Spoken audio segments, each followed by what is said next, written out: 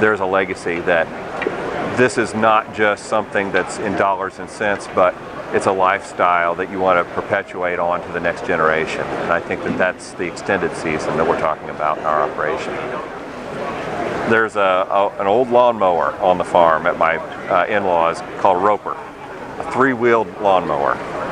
And my father-in-law had that, and he had this little trailer that came with it.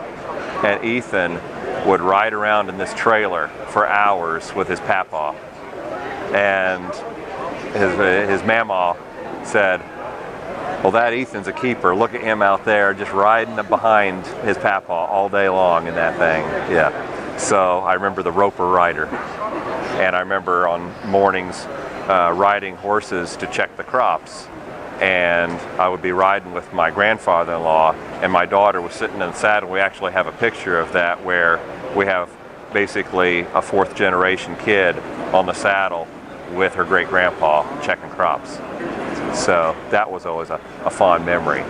That with the extended season, sometimes you look and you wish that those people were still around. That when we're building fence and we're continuing to improve the equipment, and I know that they're looking down and smiling on this operation, that was an important thing to them, and I wish that they were around to see it. So you wish from a sad side that the seasons are actually longer than some of your family members get to stay with you in. That there's a continuation where I'm no longer the big cog in the wheel any longer, and Papaw's not around to be involved in that other than inspiring us to keep going. So it's changed.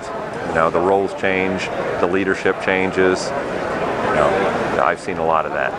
I always just look back to both grandpas farming, that you try to mirror the good parts of them and try to better the bad parts.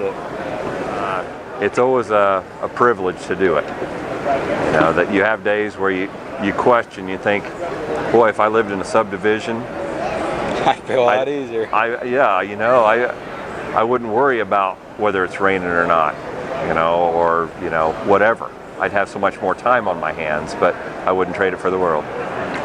No. Bad year on the farm is better than a good lifetime in the city.